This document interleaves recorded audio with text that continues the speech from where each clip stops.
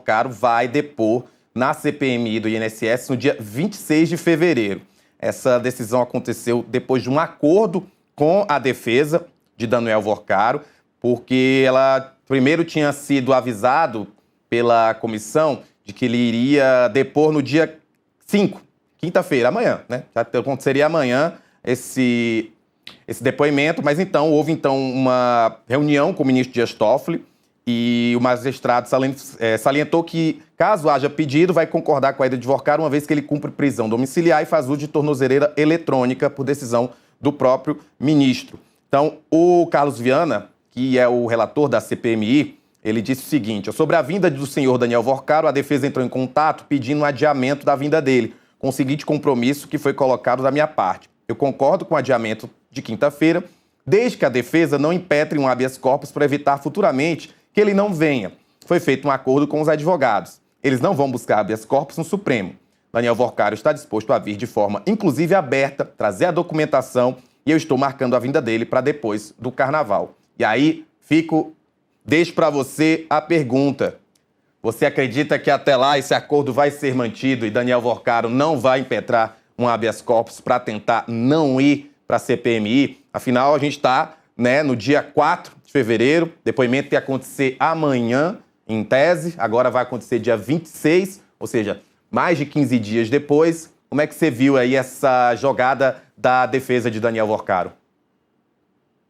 Rafa, eu sou um pouco cético em relação a esse assunto, né? Eu não entendi essa manobra da defesa e o acatamento do presidente da CPMI, Viana, né, em relação à prorrogação do depoimento do Daniel Vocaro, né? O Daniel Vocaro iria depor amanhã, e aí, por conta de um acordo do Carlos Viana com a defesa, o depoimento foi passado para 26 de fevereiro, né? E o Viana falou para todo mundo, né? Está inclusive na matéria do Metrópolis, dizendo que houve um acordão, né, com a defesa, falando que o Daniel Vocaro iria depor, né, estaria disposto, né, a voluntariamente mostrar documentos, a esclarecer vários pontos em relação ao INSS e se predispôs a não entrar com nenhum habeas corpus no Supremo Tribunal Federal, né? Eu, sinceramente, eu não entendo e sou um pouco cético em relação a isso, né? Mas também, Rafa, tem uma questão importante sobre o Código de Ética da OAB, que quando um advogado, né, está representando o cliente dele, né, no caso do Daniel Vocaro, né, e ele dá a palavra dele, né, em relação a determinada situação, né, aquela palavra dele é muito importante e tem força, né? Então eu espero realmente que o Daniel Vocaro cumpra o combinado com a presidência da CPMI do INSS, vá depor dia 26 de fevereiro e apresente, sim, esclarecimentos, apresente a documentação que ele, porventura, tenha, né? Mas, Rafa, eu te confesso uma coisa, eu estou muito curioso para saber como que os parlamentares irão lidar, né, com o depoimento do Daniel Vocaro, né? Será que vai ser o depoimento só para a inglês ver? Será que vai ser um depoimento ameno, né, um depoimento respeitoso? Ou vai ser, de fato, um depoimento de parlamentares que querem, de fato, apresentar questionamento para o Daniel Vocaro e querem, sim, né, exercer a sua função de investigador, né, de autoridades judiciais, né? Então esse é o ponto de interrogação que eu coloco, né? E eu espero que a CPMI do INSS, quando colher o depoimento do Daniel Vocaro, seja realmente algo proativo, algo efetivo e não seja mera decoração. Exato, a gente não quer espetacularização desse depoimento, senão vai ficar um bando de deputados e um bando de senadores apenas falando para as câmeras, sem de fato questionar o Daniel Vocaro, que a gente sabe tem muito a falar, mas eu vou aproveitar que a gente ainda está nesse assunto. Na verdade, eu queria tirar uma dúvida prática. Caso a defesa peça, então, o habeas corpus, quem decide se vai dar ou não o habeas corpus é o ministro André Mendonça, também do Supremo Tribunal Federal. Porém, o Carlos Viana disse que, caso haja esse pedido da defesa, ele vai tentar, então, uma condução coercitiva de Daniel Vocaro. Eu queria entender, então, né, de fato, aqui estou sendo leigo, se essa condução coercitiva precisa passar por algum magistrado, como é que fica esse poder, né, da CPI da CPMI em relação a esse possível pedido ou não de habeas corpus da defesa de Vocaro?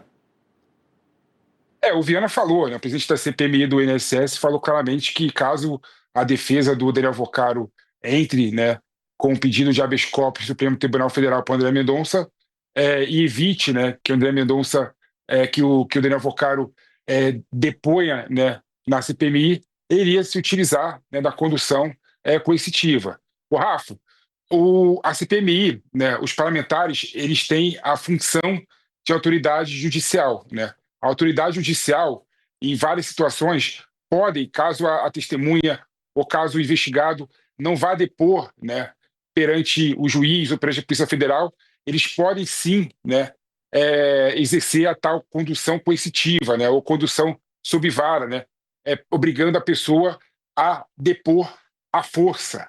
Então, eu entendo que os parlamentares da CPMI têm essa função de autoridade judicial. Então, ele pode exercer essa função independente de decisão judicial. Então, eu entendo sim, plenamente viável, plenamente possível, caso o Daniel Vocaro queira fazer alguma manobra, né, para não depor no dia 26 de fevereiro, né, seja por meio de habeas corpus, né, ou seja por meio de uma simples ausência, né, não querer comparecer à CPMI, a presidência da CPMI pode sim exercer a tua função de autoridade judicial e conduzir o Daniel Vocaro coercitivamente para depor.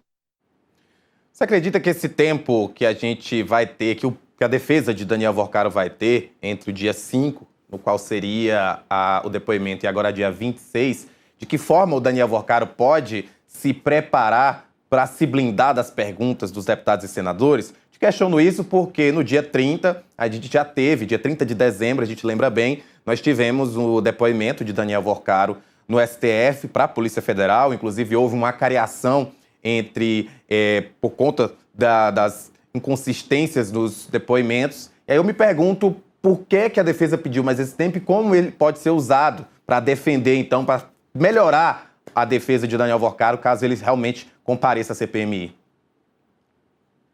Com toda certeza, esse prazo do dia 5 para o dia 26 de fevereiro, né, tem a ver com a preparação do Daniel Vocaro. A gente sabe que o Daniel Vocaro não tem como se livrar de depor na CPMI. Então, a defesa, sem sombra de dúvida, vai utilizar esse tempo de mais de 20 dias, né, esse tempo do tal recesso do carnaval, para preparar o Daniel Vocaro, né? E eu entendo que isso é legítimo, né? Faz parte do direito da ampla defesa do contraditório, né? Você ter todo o instrumento para se defender perante qualquer autoridade judicial ou qualquer autoridade, né? Então, eu entendo que isso faz parte da defesa do Daniel Vocaro. Então, ele vai utilizar esse tempo com toda certeza para se blindar e para se preparar para o depoimento da CPMI. E tem um ponto que eu acho importante destacar, Rafa, que a CPMI ela tem objeto próprio e tem objeto específico. A CPMI do INSS serve para investigar a fraude do INSS, serve para investigar os tais descontos, né, indevidos de aposentado e o tal problema que, porventura, tem ocorrido no tal empréstimos compulsórios. Né? Então, com toda certeza, né, a defesa irá se treinar o Daniel Vocaro para se preparar e para ficar só restrito ao tema da CPMI. Né? Mas isso eu entendo que é legítimo, Rafa.